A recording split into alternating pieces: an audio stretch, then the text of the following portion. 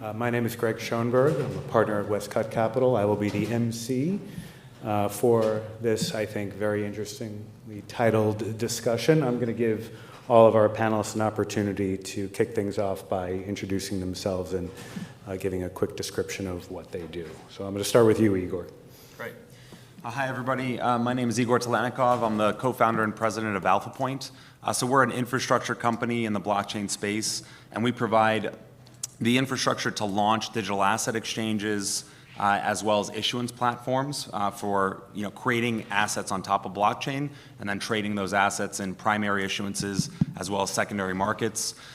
We've been in the space for coming up on 6 years. I have a global team, about 80 customers around the world using our technology. Excellent. Yeah, hi. My name is Andrew Dix. I am the CEO and founder of Crowded Media Group. We are the publishers of Crowdfund Insider and some other domains. And we cover the full stack of fintech, which includes blockchain, crypto, and online capital formation and everything else. Scott Purcell, CEO and Chief Trust Officer for Prime Trust. We provide a lot of financial services for this space, a lot of securities offerings. Currently we have something like 1,500 live Reg A, Reg D, Reg S securities offerings, fund processing, compliance, things like that. We do trustee of assets for stablecoins. Over 24 stablecoins are currently launched with our services.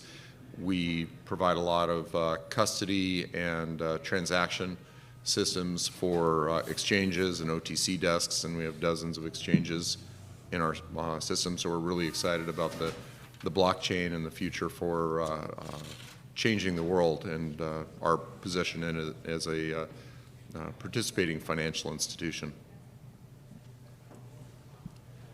Hi, I'm Justin. I'm the founder and CEO at NetKey. We do know your customer anti-money laundering work for a number of people working in the crypto and related financial services space. I'm happy to be working with Fundopolis. My name is Ben DeScipio. I'm the Chief Strategy Officer for Fundopolis, and you'll be hearing a little bit more about Fundopolis as we go along, but we're excited to be able to finally talk about Fundopolis. We've been working on it for about 3 years. And we are pre-launch at this point, but we expect to be launching soon as an equity crowdfunding portal, enabling everyday citizens to invest in the businesses that they love and care about, and connecting communities to businesses. Good afternoon. I'm Dan Ham. I'm the Chief Operating Officer at Fundopolis, and I spent most of my career in the financial services industry in the trading realm, the equity trading realm, both at a listed equity stock exchange, and then I was a manager of an alternative trading system for listed equities, and then I helped found a retail alternative trading system. And I'm working with the folks at Fundopolis to get through the regulatory process and make sure that we're doing everything within the regulations so we can get the approvals to get going. So Ben or Dan, just to kind of leave it with you here for a moment, did Fundopolis start off as a blockchain company, or did you first start with the issue of how to help bring everyday businesses into the modern day economy and sort of work backwards from there? That's a good question. I mean, it's a leading question too. Yeah. I think it's pretty obvious, but still, it's a good question. We did begin as a company that wanted to connect ordinary citizens and businesses in a way that would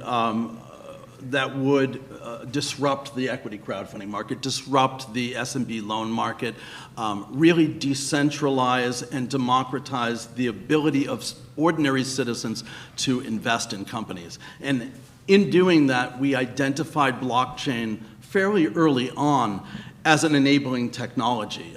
We knew that ultimately we wanted to get to a scenario where we're not just enabling investment and getting ordinary citizens involved, but we're creating investment vehicles that could eventually be traded. That's essential to, I think, the success, long-term success of equity crowdfunding. And in order to do that, especially for the investments at this low level, and we're talking about just ordinary businesses, brick and mortar businesses in your communities, all the way up to startups, but especially for brick and mortar businesses, which we're really kind of focusing our marketing on, the idea of the amount of costs and friction that's involved in kind of even participating in a trading system becomes very difficult. So we knew that even though regulation wasn't at the point which was going to allow it, we knew that ultimately blockchain was going to be the answer to that solution. And so, without kind of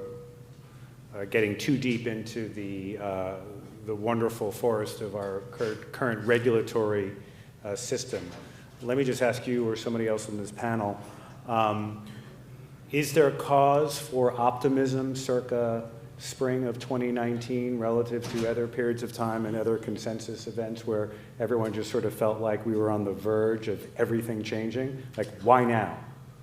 Well, from my perspective, I think that we're all seeing the SEC commissioners, the SEC chairman, FINRA, they've all addressed blockchain, and when they do, they clearly say that it's the future. The question is how we get to the future. I think that, maybe Dan, you can add some color here, but the problem is the 34 Act and fitting blockchain into the 34 Act, and I think that it may require regulation change, it may require other. Dan, you want to? No, I agree with you, Ben. I think the commission is grappling with how do we take the blockchain, which is a new technology, and fit that into rules that were legislated back in the 30s and make it fit. And they're grappling with how do we best go about Okay, so that. on that basis, Scott, when does the future get here?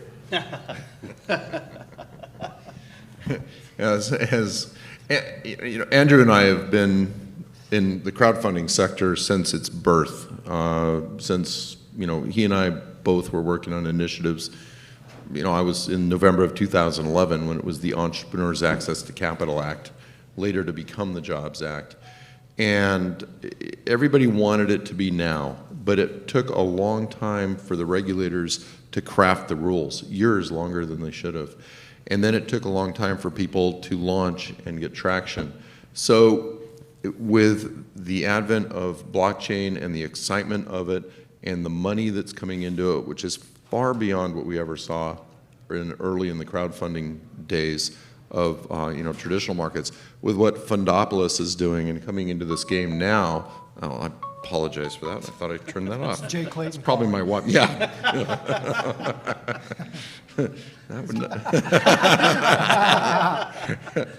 Still expecting that call. So anyhow, it is a really good timing for these guys to be getting into this sector and putting a stake in the ground, because there's so much excitement. We've had the washout from the ICOs, the early ICOs, and all the fraud and the Ponzi schemes, and now things are real, and the regulators know it, and investors know it, and market participants know it. So this is a good time for them to be doing this, and I think the future is going to accelerate rapidly. So on that basis, you mentioned that you and Andrew have been in the crowdfunding world for quite some time, since the beginning. Of course, in 2011, Amazon existed, but it wasn't Amazon as we know it today. And so I'm just wondering, when you look down the road, Andrew, maybe you can speak to this, is the sort of growing concern around mainstream businesses not being able to survive by virtue of the fact that Amazon and a couple of other massive online platforms continue to grow, does that potentially serve as that lever that can actually get regulators and others to the point where we're saying, okay, this is not just about a bunch of hedge funds participating on the blockchain or sophisticated financial institutions, but this is where it connects with Main Street? Is there reason for optimism there? So, well, I have a tendency to be optimistic. I guess that's why I got into this space and, watched it waddle along, because it was a difficult birth back in 2012. But I think you bring up a very important point, that's part of the issue. It's facilitating access to capital in an ecosystem that has evolved where it's clearly slanted towards the wealthy and not so much to everybody else. And that's a problem. It's broken. And so while we saw the Jobs Act come to fruition, where it created effectively 3 different securities exemptions for online capital formation, Reg D, 506C, Reg A+, Reg CF, I think that they're broken and they need to be fixed, specifically Reg CF. And I can dive into that, but I don't know if we want to go down that path. You can dive a little bit, just for the purposes of everyone to understand. So what's up Reg with D is CF. accredited investors only. Reg D 506C allows for general solicitation, which is SEC speak, meaning you can advertise it, which was a big deal, kind of. It's kind of surprising they were never allowed to advertise private placements. Reg A Plus was a reanimated, zombied exemption that nobody ever used anywhere because it was so stupid until they fixed it and they preempted state review, and you can raise up to $50 million in that in a kind of a mini IPO type offering. And then Reg CF, you can raise up to $1.07 million from anybody and everybody in a fairly regulated environment, and I think it's too regulated. So jumping back to blockchain, can blockchain kind of save the middle class? Yeah, maybe, but first the regulators need to fix the issues with existing securities exemption, and they need to do it now. That being said, they are in the process of doing a concept review, which may or may not shake out into something good. But, under the assumption, for right or wrong, that additional regulatory soap opera continues, right? And businesses like Fundopolis and countless other businesses here are still trying to build a business that generates traction and does what it is intended to do. I'm wondering, under the CF exemption, is there something unique and special about blockchain's applicability to that? Because $1 million is as far as you can do in any given fundraise. What's your thought on that? Well, there are platforms that are issuing crypto-based offerings. Right. There are a couple of others. Startigen has tried to do a few, and probably Republic is currently the largest entrant in the space, and Fundopolis will soon be there as soon as FINRA stamps it with approval. And I do think that the digitization of securities is inevitable. It's just going to happen, and platforms like you guys and you guys and you guys, you all are well positioned to benefit from this, and it's going to help the entire economy. Well, there's other reasons too. If you want to pick on Reg CF for a minute, if you are doing Reg D and you go out and sell to a lot of people, well, if you have more than 500 non-accredited investors in your company as equity owners, or more than 2,000, which would include convertible equity, it would include safes or SAFs or whatever. So if you have more than 2,000 owners, you have to become a reporting company under SEC Rule 12G, file a Form 10, and spend huge amounts of money on compliance. Reg CF allows you to have thousands of investors in your offering without having to become a reporting company. So that's very, very important. It's critical. And where blockchain comes into play in this in particular is right now, a good percentage of the crowdfunding industry uses Prime Trust. We handle escrow for them and compliance and things. So like Republic and Start Engine and Fundopolis and so many others. And traditionally, they've just issued private securities, either sending people a piece of paper as a stock certificate or giving them a book entry, so an email notice that they own shares, and the ability to tokenize those securities. So it's an electronic delivery of a security in the form of a token is going to enable trading and liquidity. And for the middle class, that's something they've never had the opportunity to. So yeah, the dreams of investing in the next Uber or the next whatever huge IPO, most of the companies that come through these portals are never going to have an Uber IPO, but the people who invest in them deserve liquidity options. And you can't do that when it's physical pieces of paper. When it's token, then there are exchanges popping up. There's a lot of friction in the US, but they're popping up globally where you'll be able to trade these securities tokens. And so they will have, the middle class will have the opportunity to make some investments and to be able to have some upside out of it. All right, well, I want to go back to the issue of tradability of tokens in a moment, but first, I just want to turn to Justin to talk about the KYC under Reg CF and how that poses unique challenges or not, and just have you sort of expand on that. Well, I mean, anytime you're dealing with investment stuff, you know, for good and for bad, you're dealing with things like identity validation, KYC, and AML. You know, fortunately for Reg CF kind of offerings, you know, traditionally they would have actually been considered a very low risk kind of investment from an AML perspective. From the perspective, it's very low dollar value, and as he talked about, the friction to trade it was incredibly high. So it wasn't like a good instrument to use for money laundering. You know, as you start to tokenize it, some of those risks can potentially rise because those assets can get consolidated off platform and other things like that. That said, really the most important thing that we want to make sure of during the process that we're working with anybody, especially around things like crowdfunding, is to make that process as smooth and painless for the end user and to reduce as much friction as possible from the process, right? You know, if you think about traditional investments that you may have been involved in like the angel world or the venture world, you know, you're exchanging like giant stacks of paperwork, you're talking to each other for weeks, like you actually literally know your investor because you've been working with them and talking to them. And on top of it, like the process of getting documented is painful. You're like filling out forms and faxing documents back and forth, and it takes days and weeks. You know, with things where you're working, you know, and targeting the middle class, targeting smaller scale investments where the person is less financially invested in it, and therefore you also want them investing less time in it, right? From a result of that, it's important to be able to get them, you know, up on board and ready to invest in a minute or less, which is something that we've spent a lot of our time on.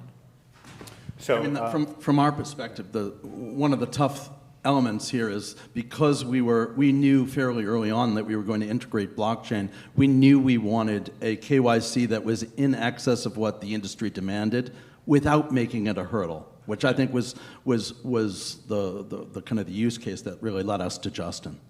Thank you.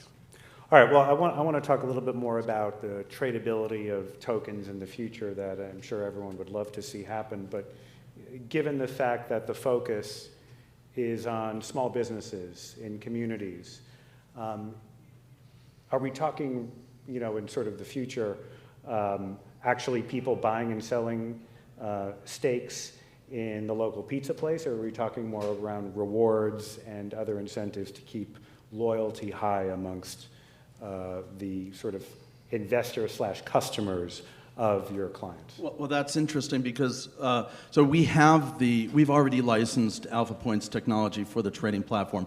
We know that from a regulatory perspective, we're probably not going to be there for another year or more. But one of the elements that we're using blockchain for is actually automating the perks. So within regulation crowdfunding, one of the important elements that companies have to do is they give perks, and these perks are used to encourage early investment or to encourage a little higher investment in a particular company. And then those perks become a pain management point for the company once the raise is finished. So we decided early on, because we're using blockchain, we knew we were going to be part of the relationship between that customer and that company for a long period of time. So we put together a series of offerings that actually happen after the raise is finished to help them deal with those pain points. Because if we're marketing to small businesses, they don't have the time, they don't have the money, they don't have the energy to actually focus on handling all of these potentially costly solutions to deal with these pain points. Okay, so what are some of those pain points, just so we're clear? So one of them is perk management. Okay. So we issue those perks on blockchain, and then those are redeemable through our mobile app. Other pain points are actually communication. You know, I have personal experience with a family member and a friend who had invested in another crowdfunding platform. They invested in a debt instrument. It was a year and a half before they heard anything from anybody. And I think that's a problem. So especially for Joe Public, for ordinary citizens, they need to know kind of what's coming next and who can they go to kind of either get information, get the status of their equity or their debt or their revenue share instrument, and maybe receive payments as well. Do I have to look in the mail? Do I get this electronically? Who's going to call me and ask me about that? So we really handle a lot of those problems for them. In baking the behavior of those securities into the blockchain, we can help them manage the kind of the flow of behaviors that happen, so a company can actually easily deal with their right of first refusal through our program, because when somebody goes to transfer that share for, say, $8 a share and it was bought for 10, they have an opportunity to rebuy that share at $8. They immediately get notified.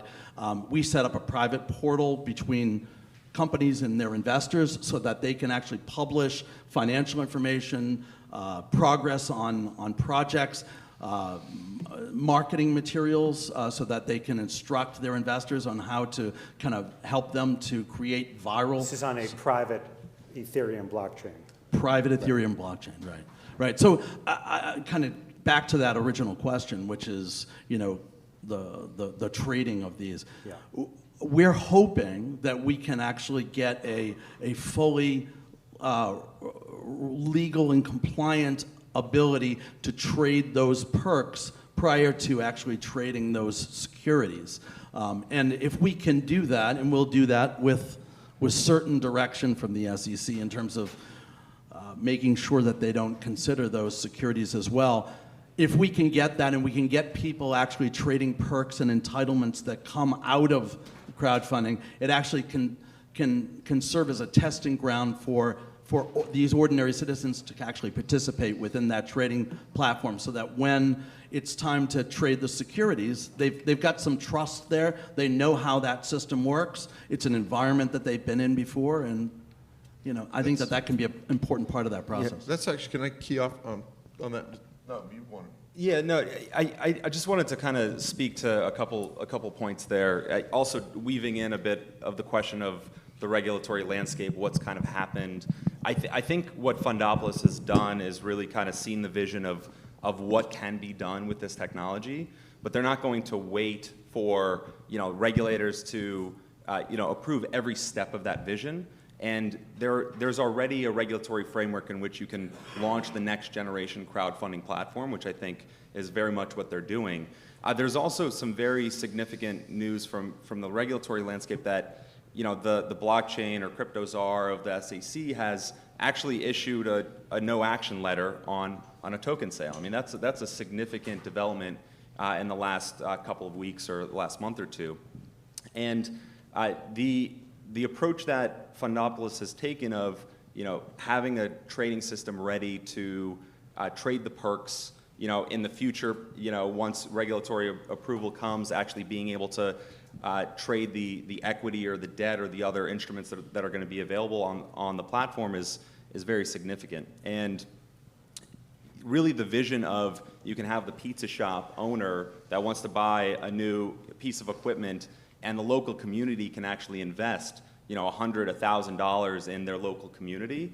I think that's the piece that has really the potential to save the middle class. Can I mention, so the SEC guidance on the token sale, it wasn't tradable. Can you just kind of, oh my gosh, can you give just an overview so everybody understands what token sale you're So it was Everyone who flies private will like it. yeah, it was jet token. It was a jet token. It was called jet token, where they would issue a token. You get the token, you could use it to fly private jets, but you couldn't really go to exchange and trade it. The price wouldn't change. It's really, you could only use it for the one platform. So was it really a token? Well, I don't know. I think for the SEC, it was kind of a layup. It was kind of easy, lazy, and in fact, it didn't really disclose too much. It wasn't anything new, which comes back to the issue of tradability, which is kind of a pressing question as to how do we get there for these utility tokens? How do we get there? Or securities token. Or security. Yeah, well, yeah. That's a big problem too, isn't it, Scott?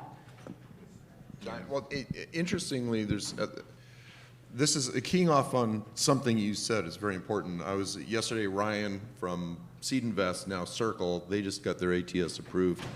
And the day before that, I was with the CEO of OKCoin, which has a US ATS that just isn't live yet. And one of the topics of conversation, Ryan and I were going off the rails on, is as an exchange, if you're going to allow people to trade securities tokens, how do you get the information on the company so that you can, so investors have it?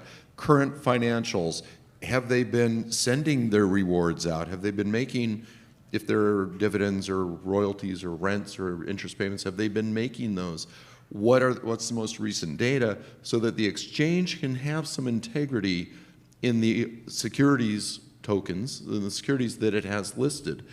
And that you guys are thinking through this and that you're building the technology that helps enable that is an absolutely fundamental part of what's needed for this world of trading private securities. I don't want to just say tokens, but trading private securities in small companies to give middle class and everyone else liquidity, to give people upside. We've got to have the information flowing from the back end to these exchanges, or it's never going to work. And if it does start to work, the regulators are going to shut it down. So I have a little bit of a hard time though when we talk about creating disclosures, financials, and all that kind of stuff, and you talk about local businesses. I mean, I still get prospecti in the mail all the time, and I've never read them, right? And when you think about the middle class and the ordinary people who are going about their day, and they see that the pizza shop is raising money, you might say, okay, great, I'll kick in for the pizza shop. I'm going to go there anyway, and therefore I can kind of recoup some of the value associated with my investment. But just realistically, is having full-blown financials, is that really the answer for everyday people who potentially can back businesses in their communities? Well, it's important to the exchanges. Yes. Because they're checking the boxes for their compliance obligations and listing obligations. It's important to anybody that might be writing research or media reporting on things so that they have access to the data. So yeah, I mean, we've had, like the pizza parlor, we've had alcohol companies that we've handled the Reg A offerings for, and they have tens of thousands of investors, and they're excited because of the parties that these companies throw annually or quarterly, or the free swag they're going to get in the mail, or if they're a UK investor, then they get free beer in the mail, or free vodka, or whatever. Sorry, how do you get free beer in the mail? Move to the UK. That was a BrewDog offering. One of BrewDog's. Yeah, free beer was there. Yeah. Free beer. Great. We can do it. Phenomenal. We've got a vodka company It's now. not tokenized. Yeah, it should be tokenized. It's not going to be Should very be cold, so. But the reality is, yeah, people may focus on the rewards and they're investing because they're passionate about something. But ultimately, if the price moves up on an exchange, then they're interested in more than that. And people may not read the data, but it's there. And from an infrastructure provider, from an exchange, or a broker, or an intermediary, or a financial services firm, that data has to be there for us to do our job. That's well understood, and obviously you Can I have s- to. Yeah. I read those filings. I think I'm like one of probably 3 in the world that actually reads them. Right, you're not normal. You're right. It's a genetic flaw. I'm sorry, but I actually look for clues as to what's going on there, and that's kind of what we try and write about sometimes. So you're right. You've got to have access to certain data points, and it needs to be, statutorily required. Now, when you're making the point about smaller businesses, absolutely, you're not going to do gap financials and those things, but there needs to be a communication path, and I think you're already cooking some of this in your services, aren't What you? are you cooking, Igor? I mean, the transparency of the blockchain is only as good as the data that makes it onto the blockchain, right? So I think the point is there are investors that want to invest in local real estate, the new building that went up, local shops that are, whether it's new or existing business, and if they have a rev share on the business that they actually actively participate on, they go to that shop, they go to the restaurant, and now they're actually essentially part owner in that. A lot of people will feel good about that. There's a lot of demand for that, and it'll prove itself out when the first kind of dividend payment hits the blockchain and hits their account, and it kind of becomes real. And then that itself will prove out For when secondary trading becomes available, there's this history, there's this recorded history of the payments that have been made on that asset. And that in itself will make it, increase the appetite for other investors to come in. Yeah. So for, I think that it's an important point I'm not sure that the trading in these asset classes are going to be, to make money necessarily. I think that we're talking about the ability to trade something. That's a far cry from speculating on a market. And in order to speculate, you need a great deal of information. And the information flow is something that I think the industry is going to have to work on as we get closer to really functional ATSs that are trading these assets. But until then, I think it's a matter of just allowing an ordinary citizen who has a life event and needs to actually recoup some money for this particular investment to have some type of opportunity to do that. And I think what you were kind of alluding to earlier was that they could potentially trade this security, which may actually have perks associated with it, which gives them either a VIP status for seating at a restaurant, or some type of ordering priority. Maybe they get overnight shipping for something that they're doing. I mean, whatever that is, those could be incentives for the trading. This is going to be a highly illiquid market, but the ability for it to be liquid is essential. well, so my perspective, it comes from having been somebody who was involved in what used to be known as the peer-to-peer lending space, and then that got a shiny coat of paint and it became the marketplace lending space when all of a sudden having more capital was necessary to facilitate that. And it's at the same time informed by the fact that I'm sure we all have tons of people who we know who optimize their rewards points on their credit cards down to the last point, right? And that becomes a gamified construct where most everyone loses all sense of proportionality. They just want to get the points. Sure. So people taking unnecessary trips to other cities so they can get the points is a thing, right? And so when you think about it in the construct of local communities, I'm wondering if that is in fact the killer app for why people will be on the other side to say, yes, we're going to fund these businesses. It partly is it's an important part. To be fair, it's part of the industry right now. I just don't know that it's portable within. We would love to see a scenario where potentially the presence of those perks or entitlements could help the liquidity of a particular instrument, or on the other hand, say you have a California person who invests in a Massachusetts restaurant because they happen to know the owner, or they happen to, that's where they grew up and they really loved that particular restaurant, but they really have no use for a VIP seating entitlement, so maybe they have the ability to trade that. Either trade it for another like VIP or another like perk, or potentially for money. I think it's both. You see people doing a lot of things because of passion. We have one of the live offerings in our system right now is for high times, which people know and smoke and love, right? So, and they're at 45,000 investor transactions and counting so far in their offering. People are passionate about it. Are they investing because they think high times is going to have a good financial model and be worth a lot of money? No, they're investing because they like high times. And that's true with a lot of brand conscious things and what kind of perks they're going to get through it. Now, on the real estate side, free weed. I don't think they're doing that. They're doing other stuff. We have, anyhow. On the other side, with real estate, people are generally not investing in real estate because of the perks. They're investing because they're going to get defined returns. We have another customer called Rich Uncles. They run radio ads all over the place. They have hundreds of thousands of investors now at this point, and they just say it used to be a 9% return. I think it's now a 7% return. And people are like, oh, I'm going to give them money. I'm going to get 7%.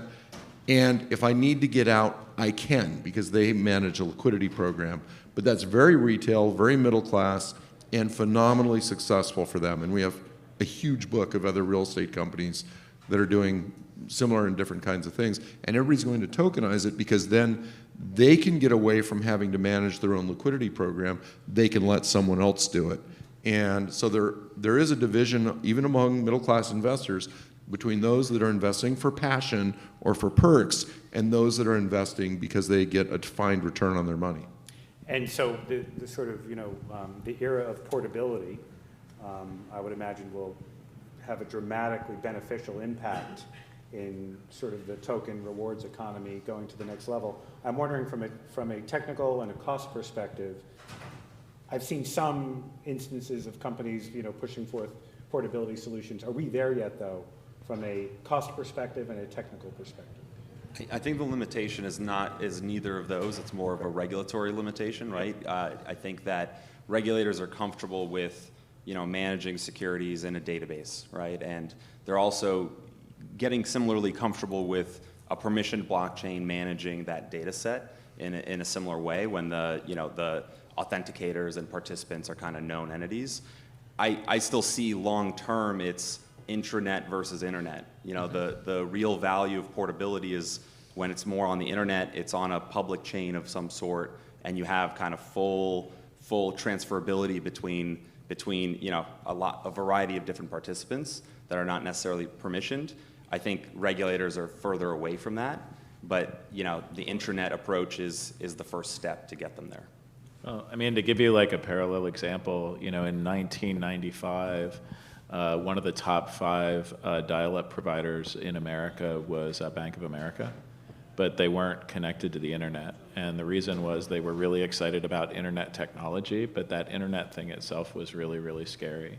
And I think that we're seeing a really similar path both for financial institutions here, but as much as you're speaking about the regulators, where we got guidance recently from both the SEC and from FinCEN, which is great that we finally have guidance. It moves things forward. But the guidance was all at the most conservative line we could anticipate that it being written at, right? So there was like nothing there that gave anybody more space to operate in than if they were already assuming the worst, for lack of a better term. Well, so Justin... And so some of the comfort that we need to give, over time is to help get that line moved so that they can see that, yes, there are going to be risks in a new system, there always are, but there's also new controls that can be put in place, there's new transparency, there's new information sharing, there's new other things. And so instead of saying we need to have exactly the same controls as the last regime because that's what we know and we're comfortable with, there needs to be a reanalysis of, okay, this is a new world, it's a new environment. What are both the opportunities and the risks that get created there? Because otherwise we're restricting the opportunities of what companies like Fundopolis are doing or others on this stage. And then, the people that get hurt by that in the end are frankly the people in the middle class, because regulation, especially heavy-handed regulation, adds cost.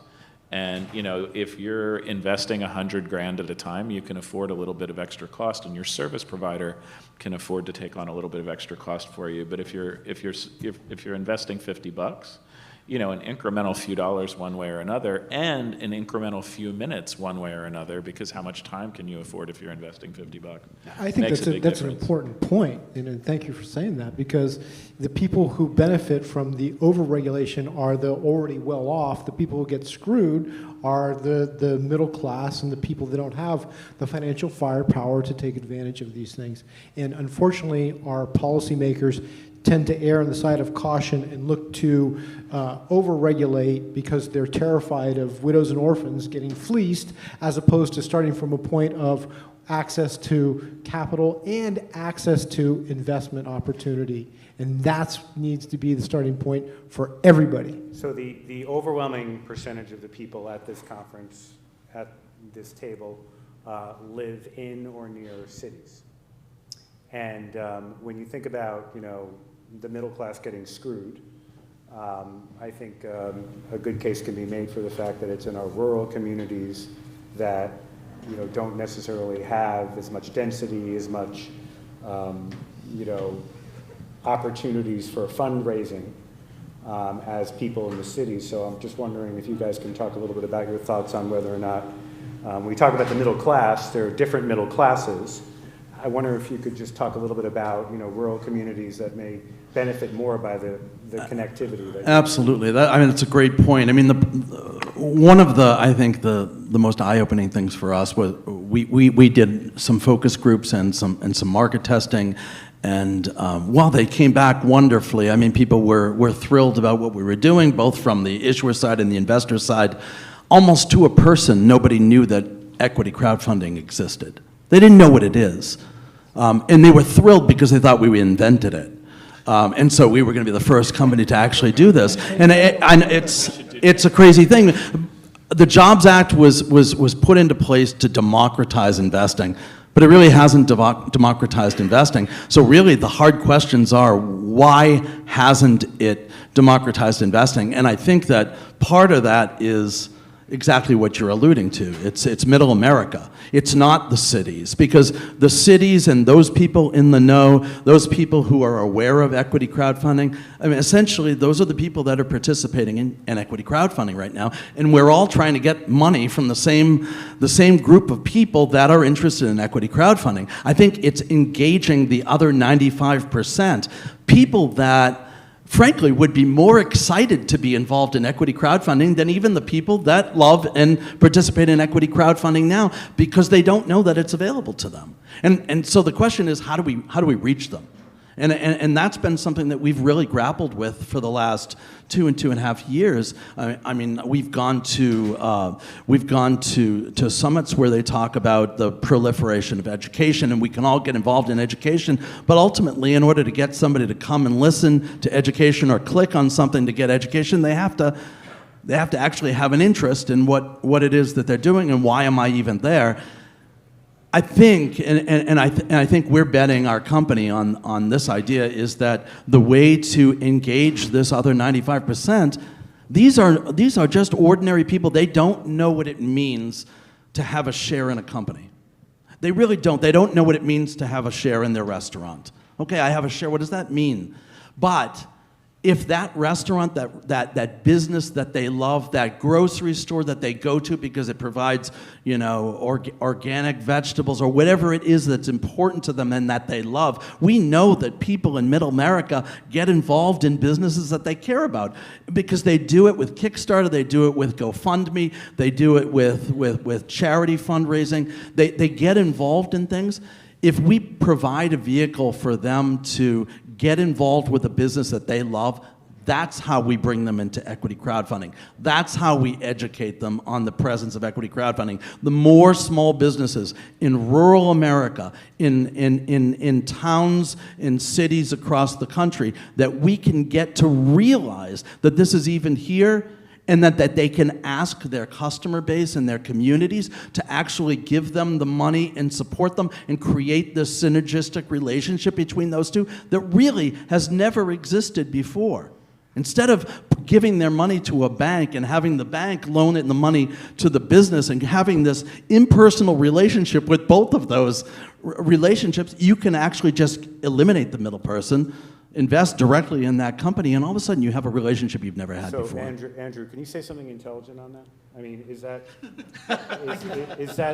I'm happy to say something. No, I mean, but is that a real? I hope everything. I mean, that's like I'm voting for you in 2020. That's awesome. But I just want to know realistically where we are now from what you see every day swimming in the news flow. Well, first of all, I agree with everything you said. I think that is an excellent path, and it's going to happen. I also think that, okay, to step back a little bit, there was a tweet that was being circulated yesterday about if you had invested $25,000 or $50,000 in Uber when they were on Angel List, that you'd be worth $250 million now.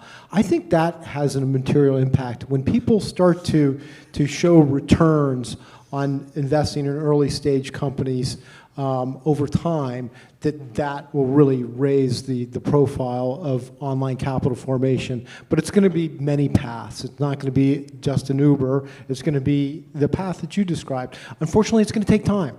It's going to take time. It's going to take time for the knowledge transfer for people to understand the opportunities and the platforms that exist. It's going to take time for the regulators and the policymakers to get on the same page to create a more viable and robust ecosystem that can facilitate these type of offerings where it's sustainable. And I always talk about the platforms. A platform needs to be sustainable. It needs to be able to raise the capital that an issuer needs, right? If you need $1.7 million or you need 10 million, you guys need to be able to find a path to do that. And the person who's investing, they need to see a return over time. Blended portfolio, diversified, however you want to describe that. But the platform also needs to be able to make some money. And there's these three constituent parties, and they all need to be able to be successful for the industry to thrive, survive, and to grow what it needs to become, adding a touch of blockchain in there from Igor, right? So let's just talk philosophically for a minute, and then maybe we can open it up to a couple of questions, and I'll just call on you if nobody raises their hand. We all know that most businesses, just about all businesses, are not going to be the next Uber. And as you think about the ability of regulators to kind of do what is convenient often, not necessarily what is good for the long term, is there a risk that if you can invest as a non-accredited investor in your local businesses, that expectations and reality wind up going down two different paths? I think there's room for both. I mean, I don't disagree that presenting the opportunity of investing in the next Uber is important and an exciting part of the Jobs Act exemption, but I don't think it's necessary, because I think that people right now are giving to their local bookstore that's going out of business. They're just giving money to them. Now, if there was or they're waiting for a white knight to show up. If there was an opportunity for them to get involved through the Reg CF exemption, the ability to save that business, I think there's already a part of human nature that's already doing this in other ways. I think that you don't have to be the best performing instrument to get investment this way, because it's a way of giving money, and actually you're getting something back instead of just giving it. I'll elaborate on that. I totally agree, because there are multiple reasons for investing, and exactly what you say. I'm going to pick on Brewdog again for a minute. They're a UK brewery, did a Reg A here to build a brewery in this country, and they have plenty of money. So the reason they did a Reg A is because people were passionate about their brand and about what they do. They wanted to be involved. The company wanted them involved as equity owners, because then you'd have these tens of thousands of people walking into bars all over this country going, where's Brewdog on tap? I need Brewdog. I need this bar to have Brewdog. And so it worked well for the company. And they were in it because of the identification they had with the brand, and because of the parties the company would throw, because of the perks they had. And So as a marketing vehicle. It's a marketing vehicle, but as a view of an equity form of evangelical engagement with their fan base. I don't even want to say investor base. They call their shareholders punks. The name of the offering was Equity for Punks, and people loved it. So it doesn't have to be Uber. People will make these investments and feel that it's very, very successful by other metrics. I think that actually shows a really good tie between what's been happening here in the blockchain community and what happens with successful crowdfunding as well, which is if you look at what happened in the ICO market, which was a very different market, but had some hallmarks of where this might be going if it was a little better controlled. The people who were successful there were the people who had built large communities and built communities that were passionate about what they're doing. And I think the same is true in traditional crowdfunding, whether it's been microbreweries or whether it's been High Times or others. Crowdfunding is successful when you build community. And that's a tool that blockchain has actually proven effective and proven good at helping with. So I'm just going to cut us off. Yep, sorry. We ate into our Q&A time, but ending on beer, pot, and community, I think, is a great. We'll leave it there. The good news is we have a video telling you a little bit more about Fundopolis, so nobody is allowed to leave. Thank you. Entrepreneurs, they have a passion, they pursue it. No matter how many barriers are placed in their way. There's no job description for entrepreneur. A fixer, a builder, a doer of whatever needs doing, they get it done. Relentless, scrappy, inspired. They're pushing the world forward and won't take no for an answer. Because for them, it's personal. So why should they turn to the bean counters that treat them transaction. Fundopolis lets anyone invest directly in the people and ideas that matter to them, supporting the things they care about, and the individuals shaping their community. For an entrepreneur, we're a lifeline away from the sharks, bulls, and bears. And for investors, we're a chance to give a little to be a part of something bigger. Because at its heart, starting a business and investing in one is about finding something you love, then helping it grow. And now, anyone can be a part of it.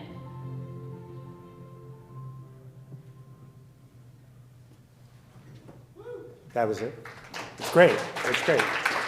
Okay, so we do have time for a few questions. Who would like to ask the first question? Yes. Based off of your guys' knowledge, I have like a question based off of what's happening here. Is why isn't this, as we know, like investing requires time. Over time, you'll see a result, right? You mentioned Uber and that result. Why are things like this, like the meeting we're having right now? I'm a fellow like high school student. Why aren't these happening at our schools? When the people who are really going to take this to the next level are the kids that haven't even graduated yet. You know what I mean? Like kids come out of the womb knowing how to use this phone right here that I've made well over 6 figures on. So that actually is happening. So there are PE funds now that will invest in your education. They will, basically pay for your college education if they get a percentage of your future earnings. So there are essentially instruments like that, right? And I think that's essentially what you're saying. They're referred to as income share arrangements. Well, so my question for you is, how did you make 6 figures on your phone? Trading forex, so trading currencies. Okay, so trading a global currency. As well, actually, it was trading Ripple. So last year. Yeah, same thing. No, I think When somebody refers to Ripple as that's forex. just forex. I know. Yeah, but it's the same concept. But I think you're spot on. I think there's a shortcoming in our educational system that we're not talking about entrepreneurship at a young age. We're not educating people about how a market economy works and how it benefits the masses. And you have a prime example like you, that you were willing to shoulder risk because you risked your own money, right? It was your own money, and you made it happen. That's a really cool story, and that's a story that needs to be told in every school. All right, so the youth is the future. I think that's pretty clear. Jan, I want to give you an opportunity to just come up here, the CEO and founder of the business, to maybe answer a question or two or say a few words as well. Mainly, I wanted to thank the panel for their time and their wisdom and for being partners through this whole journey. It's been an incredible journey, and thank you all for coming here. I wanted to share a tiny little tidbit about me. Many people know this, but I'm actually also an orchestra conductor, classically trained. And you might think, wow, that's weird. But there's actually skills that are directly transferable. And just for geeks, I'll point out 3 of them. The first one, in order to have a good concert, you need to strike a chord with your audience. You need to relate to them on an emotional level. You need to move something within them. And that is why I did this. I think man helping fellow man strikes a chord no matter where, no matter when. I think it's fantastic. That's why I'm in this.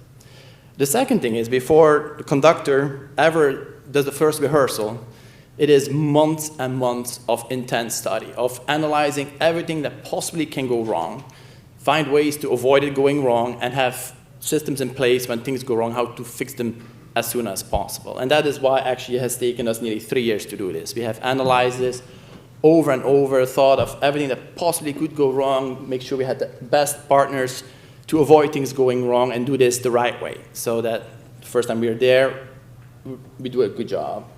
And the third thing is, they told you always try to keep your talking to a minimum, so that's what I'm doing now. Thank you very much. Unless there are questions. Thanks, Jan. And we were actually going to take this opportunity to kind of wrap up who Fundopolis is, but I think we've done a good amount of talk about Fundopolis. What I'd encourage all of you to do, we're looking to engage everybody, and we want to create a viral happening here. We want to engage people across the country to invest in businesses that are local. invest in your community. You can actually use this exemption to empower communities to take control over the businesses that serve them, and vice versa. It creates a really interesting relationship between a business and its customer base if that customer base can also become an investor in that business.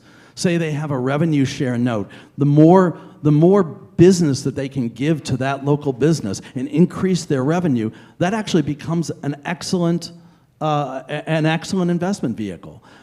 So it kind of creates this synergistic relationship between those two parties. We think that that's something that's very, very important to the growth and the democratization of investment and access to capital for everyone.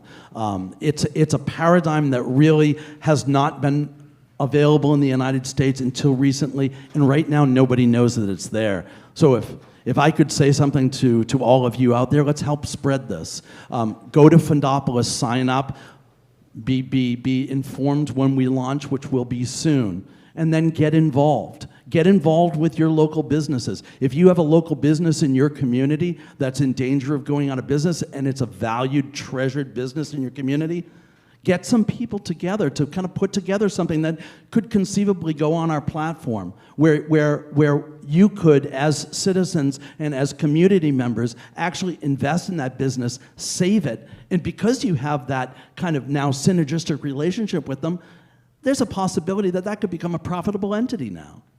I mean, we always use the example of bookstores, and I think so many people have similar examples within their community, but I know personally at least 5 people that had businesses in their community that went out of business. They were waiting for a local white knight to show up to kind of basically take over all that risk. It can be spread amongst all of you, and you don't even have to come up with $10,000 or $100,000 or $200,000. You can come up with $100 and be a part of that solution. That is true democratization. And with that, I would just say, just stay connected to our site. If we have any time left, we can do some more questions, but thank you for coming. We have 2 minutes for 2 more questions if anybody has any. Who's your biggest competitor? Who is your biggest competitor Yeah. is the question. I think our biggest competitor is ourselves. I mean, within the marketplace, there are worthy competitors. There's Seed Invest, there's WeFunder, there's Start Engine. Those are some majors. There's Republic, who's blockchain based as well. But ultimately, I mean, it's about connecting with that other 95%, and with that other 95%, there are no competitors. They don't even know that it exists. So if we can find a way to reach those people, I think that's our target, not somebody else. I think there's room for all of us. The reason why I asked, I opened up my own business in Bakersfield, California. It's a wholesale distribution company. I sell new tires and wheels. I took my 20 years of experience and decided to do my own thing and fold in crypto and Bitcoin and blockchain technology. I've got a Bitcoin ATM at my warehouse. Let's talk afterwards. Very interested in what you guys are doing, and I think I could do something. Fantastic. Let's talk. Yeah. Thank you. And we're hearing the same. I mean, we've got actually a line of issuers already lined up. We have over 20 letters of intent signed of companies that are looking to raise with us, and wherever we go, we're getting kind of similar reaction. Great. I think we're out of time now, so thank you very much. Thank you.